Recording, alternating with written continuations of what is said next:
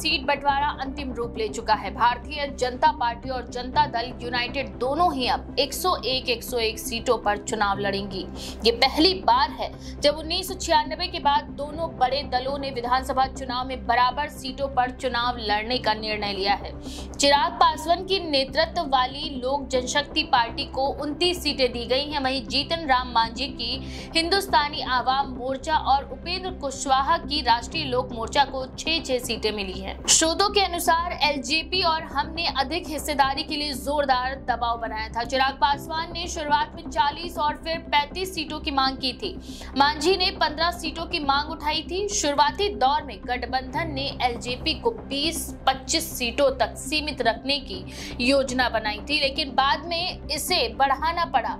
अंतिम निर्णय दिल्ली में भाजपा की केंद्रीय चुनाव समिति की बैठक के बाद लिया गया, जिसमें प्रधानमंत्री नरेंद्र मोदी और केंद्रीय और राज्य स्तर के वरिष्ठ भाजपा नेता शामिल हुए थे। चिराग पासवान की पार्टी की मांग बैठक में एक बड़ी अड़चन थी। 2024 के लोकसभा चुनाव में पार्टी ने 5 में से सभी 5 सीटों पर जीत हासिल की थी और कुल वोट शेयर में 6% से अधिक हासिल किया था। ये सफलता चिराग पासवान को गठबंधन में अपने लिए अधिक सीटों की मांग करने की ताकत देती है। हालांकि भाजपा के सूत्रों का कहना है कि ये जीत प्रधानमंत्री नरेंद्र मोदी के नेतृत्व के कारण मिली, ना कि पार्टी की अपनी ताकत के कारण। 2020 में लोजपा ने 243 विधानसभा सीटों में से 135 पर चुनाव लड़ा था। एनडीए को इसके परिणाम स्वरूप भारी कीमत चुकानी पड़ी थी। 64 सीटों पर जहां पार्टी तीसरे या उससे नीचे स्थान पर रही, वहां उसे जीत के अंतर से ज्यादा वोट हासिल हुए थे। इन सीटों में से 27 पर चिराग की पार्टी ने सीधे तौर पर जेडीयू को नुकसान पहुंचाया। बिहार के वरिष्ठ भाजपा नेताओं का कहना है कि लोजपा को अभी भी अपनी योग्यता से अधिक सीटें मिली हैं। शुरुआत में भाजपा 20 सीटों से अधिक देने के पक्ष में नहीं थी। दबाव और रणनीतिक कारणों से इसे बढ़ाकर 29 सीटों पर सहमति दी गई। भाजपा के एक अन्य वरिष्ठ नेता ने कहा कि चिराग पासवान ने लगातार अपनी मांग बढ़ाई। शुरुआत में 40, फिर 35 और अंत में 29 पर समझौता हुआ। पीएम नरेंद्र मोदी के हस्तक्षेप के बाद मांझी 6 सीटों पर राजी हुए और भविष्य में एक एमएलसी पद की संभावना के लिए आश्वासन भी दिया गया। एनडीए सूत्रों के अनुसार ये पहली बार था जब भाजपा ने सहयोगियों के साथ चर्चा का नेतृत्व किया, जबकि जेडीयू ने स्पष्ट कर दिया कि वह छोटे सहयोगियों के साथ व्यक्तिगत बातचीत से दूर रहेगी। जेडीयू ने गठबंधन में खुद को बड़ा दल स्थापित करने के लिए भाजपा से 1 सीट अधिक मांगी। उनका तर्क था कि पिछले लोकसभा चुनाव में उनका स्ट्राइक रेट भाजपा से थोड़ा बेहतर था। भाजपा ने जेडीयू की इस मांग का विरोध भी किया और कहा कि 2020 में जेडीयू को मिली 43 सीटें उनकी 74 सीटों की कुल क्षमता से काफी कम थी। अंततः जेडीयू ने इस फॉर्मूले पर सहमति दे दी। इस बार के बंटवारे में नए सदस्यों या प्रत्याशित उम्मीदवारों के लिए कोई जगह नहीं बची, जिससे मुकेश साहनी की वीआईपी की एनडीए में वापसी की संभावना भी कम हो गई है। आरएलएम को 6 सीटों पर सहमति मिली। उन्हें आश्वासन दिया गया कि उपेंद्र कुशवाहा को अगले अप्रैल में कार्यकाल समाप्त होने के बाद भी राज्यसभा सीट दी जाएगी। आरएलएम महुआ, उजियारपुर, सासाराम, दिनारा, मधुबनी और बाजापट्टी सीटों पर चुनाव लड़ सकती है। भाजपा नेताओं के अनुसार कुशवाहा ने पिछली बार अन्य छोटे गठबंधनों के माध्यम से एनडीए को प्रभावित किया था, विशेषकर शाहाबाद और मगध क्षेत्रों में।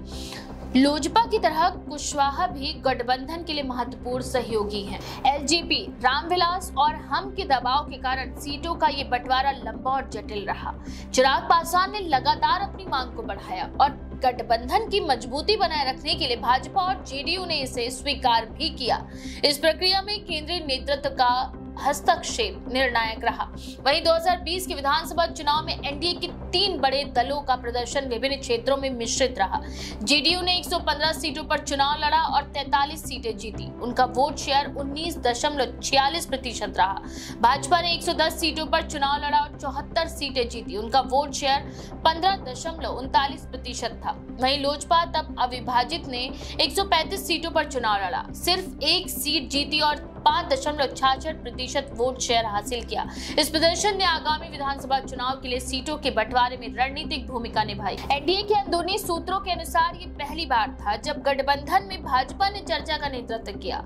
जेडीयू ने अपनी भूमिका को बड़ा भाई साबित करने के लिए स्पष्ट रुख अपनाया और छोटे सहयोगियों के साथ व्यक्तिगत बातचीत से दूरी बनाए रखी। इस बार के बंटवारे में छोटे दलों को उनकी वास्तविक क्षमता से अधिक सीटें मिली हैं, जिससे गठबंधन में संतुलन और मजबूती बनी। चिराग पासवान की पार्टी ने मांग बढ़ाने के दौरान जोर दिया कि उनके पास पिछले चुनाव में अच्छा प्रदर्शन और मजबूत वोट बैंक है। उन्होंने कई बार बैठकें की और सीटों की संख्या बढ़ाने की मांग उठाई। भाजपा और जेडीयू ने गठबंधन के स्थायित्व को ध्यान में रखते हुए अंत में सहमति दे दी। एनडीए सूत्रों के अनुसार गठबंधन की एकजुटता और आगामी चुनाव में सफलता के लिए ये बंटवारा आवश्यक था। सीट बंटवारे का ये फॉर्मूला छोटे दलों के लिए संतोषजनक रहा और भाजपा तथा जेडीयू के लिए रणनीतिक रूप से लाभकारी था। चिराग पासवान की मांग और भाजपा द्वारा दी गई सीटों की संख्या में संतुलन बनाने की प्रक्रिया में केंद्रीय नेतृत्व की सक्रिय भागीदारी रही। पीएम नरेंद्र मोदी और भाजपा के वरिष्ठ नेताओं ने इस फैसले में निर्णायक भूमिका निभाई। ये सीट बंटवारा बिहार में आगामी विधानसभा चुनाव की दिशा और रणनीति के लिए महत्वपूर्ण साबित होने वाला है। गठबंधन में छोटे दलों को अधिक हिस्सेदारी देने का निर्णय ये सुनिश्चित करता है कि एनडीए में सभी घटक दल एकजुट रहें। उपेंद्र कुशवाहा और जीतन राम मांझी जैसी पार्टियों को भविष्य में उच्च पद या राज्यसभा सीट का आश्वासन देकर उनका समर्थन सुनिश्चित किया गया है। इससे गठबंधन की मजबूती और चुनावी रणनीति में सामंजस्य बना रहा। एनडीए के लिए ये सीट बंटवारा केवल संख्या का सवाल नहीं था, बल्कि राजनीतिक शक्ति, गठबंधन के भीतर संतुलन और रणनीतिक सहयोग सुनिश्चित करने का भी सवाल था। इसके परिणाम स्वरूप चिराग पासवान की एलजेपी को उनकी मांग के अनुसार 29 सीटें मिली और अन्य छोटे सहयोगियों को भी उचित हिस्सेदारी मिली। जेडीयू ने भाजपा के साथ इस बार स्पष्ट रुख अपनाया और अपनी हिस्सेदारी सुनिश्चित की। उनकी मांग का विरोध करने के बावजूद अंततः गठबंधन ने संतुलित निर्णय लिया। इससे ये संकेत मिलते हैं कि गठबंधन में सभी दलों की स्थिति और भूमिका का सम्मान किया गया और चुनाव में एकजुट होकर खड़ा होने का संदेश दिया गया। एनडीए सूत्रों ने कहा कि गठबंधन की मजबूती और चुनाव में सफलता के लिए जरूरी था कि छोटे सहयोगियों की मांगों को उचित रूप से पूरा किया जाए। इसके बिना चुनाव में गठबंधन के भीतर मतभेद और विवाद उत्पन्न हो सकते थे। इस बार का सीट बंटवारा न केवल चुनावी रणनीति का हिस्सा है, बल्कि बिहार में राजनीतिक संतुलन, सहयोगियों की हिस्सेदारी और गठबंधन के स्थायित्व सुनिश्चित करने का भी प्रतीक है। इसके माध्यम से एनडीए ने दिखा दिया कि वह सभी घटक दलों के साथ मिलकर चुनाव लड़ने के लिए तैयार है और उनकी मांगों का सम्मान करता है। इस प्रक्रिया में रणनीतिक विचार, पार्टी नेतृत्व की सक्रिय भागीदारी और छोटे दलों के साथ संवाद का मिश्रण शामिल था। इससे ये सुनिश्चित हुआ कि सभी सहयोगी दल संतुष्ट रहे और गठबंधन में कोई गंभीर मतभेद उत्पन्न न हो। अंततः बिहार विधानसभा चुनाव के लिए एनडीए का ये सीट बंटवारा एक रणनीतिक संतुलन और राजनीतिक समझौते का उदाहरण है। इसमें सभी घटक दलों की भूमिका, उनके मताधिकार और भविष्य में मिलने वाले अवसरों को ध्यान में रखा गया। इससे गठबंधन में एकजुटता और चुनावी सफलता की संभावनाएं मजबूत हुई। चिराग पासवान की लगातार मांग, भाजपा और जेडीयू की रणनीतिक संतुलन बनाए रखने की कोशिश और केंद्रीय नेतृत्व की सक्रिय भागीदारी ने मिलकर इस सीट बंटवारे को अंतिम रूप दिया। बिहार में आगामी विधानसभा चुनाव में एनडीए इस संतुलित बंटवारे के साथ चुनावी रणभूमि में उतरेगा और ये देखना दिलचस्प होगा कि इस रणनीति का परिणाम चुनाव में कैसे दिखता है। इस समझौते से ये भी संकेत मिलते हैं कि एनडीए के भीतर सभी दलों की भूमिका समान महत्व रखती है। छोटे सहयोगियों को उचित हिस्सेदारी देना और बड़े दलों का संतुलन बनाए रखना गठबंधन की मजबूती के लिए आवश्यक था। भविष्य में छोटे दलों को मिलने वाले पदों और सीटों का आश्वासन गठबंधन के स्थायित्व और चुनावी सफलता के लिए महत्वपूर्ण साबित होगा। ये सीट बंटवारा सिर्फ संख्याओं का खेल नहीं, बल्कि राजनीतिक समझौते और रणनीतिक योजना का भी परिणाम है। इस प्रकार बिहार विधानसभा चुनाव में एनडीए का सीट बंटवारा राजनीतिक संतुलन, गठबंधन की मजबूती और चुनावी रणनीति का प्रतिनिधित्व करता है। इसमें सभी घटक दलों की भागीदारी, मांगों का संतुलन और केंद्रीय नेतृत्व की सक्रियता ने निर्णायक भूमिका निभाई है।